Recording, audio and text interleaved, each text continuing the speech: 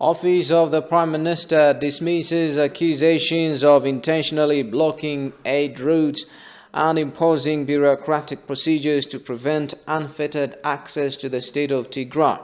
In its weekly press briefing, the office also indicts the TPLF of using economic sabotage and disseminating false propaganda to terrorize the people of Ethiopia and mislead the international community. Though the government witnesses displacements and encroachments in the states of Amhara and Afar the office denies the advancement of TPLF forces to the town of Waldia in the state of Amhara. We have more in the story. Together with their operatives, they have orchestrated economic sabotage through which there has been a hoarding of iron estimated by the federal police to be worth 5 billion. And they continue to use their operatives abroad to disseminate false propaganda online, attempting to incite fear about the country while influencing ill-informed policymakers with a distorted narrative.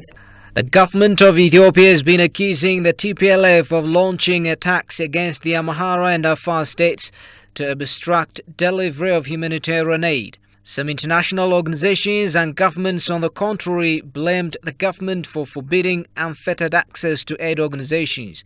Briefing journalists Thursday, Press Secretary Bilene Seyum dismisses the accusation as baseless. The other problematic framing which is being concocted is that the Tigray region is under a siege or a blockade by the government. And this framing is also why the TPLF waged a confrontation on the Afar entry point for humanitarian assistance. And this has been done to give the impression that the government is blocking humanitarian assistance throughout that route, thereby facilitating the demands for the opening up of other routes that in a way would be treated as a no man's land and entry point. Fortunately, as a sovereign nation, the Ethiopian government determines which route is more suitable to deliver its responsibility of humanitarian assistance. And those who want corridors for weapons and non-humanitarian goods to be routed to them continue to try and manipulate the realities on the ground in attempts to convince the world that unfettered access is not happening. The press secretary indicts the TPLF of insurgency, but she denies reports of the TPLF forces advancing far from where they were supposed to be kept. You talk about advancements and TPLF taking hold of certain parts of the Amhara region, Waldia and whatsoever. And I think it's important here again, which I was referring to earlier on in terms of characteristics and manifestations of terrorism, because there is overt terrorism, which is provocations. You go with the gun, you terrorize people in that way, you loot properties. The other form of terrorism is the psychological terrorism, which is giving the impression that you're bigger than what you are and seeding doubts within communities to give them the impression that there is something threatening that is coming towards them. The information that I have with regards to Waldia is that there is no such threat at this point in time from the TPLF. The press secretary on her weekly briefing reproached the international media for their misuse of phrases and words of government leaders to blow things out of proportion.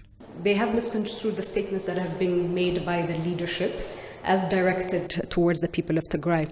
So words used by the leadership are being pulled out of context to fit an agenda that rings the sirens of dehumanizing rhetoric that has been referred to.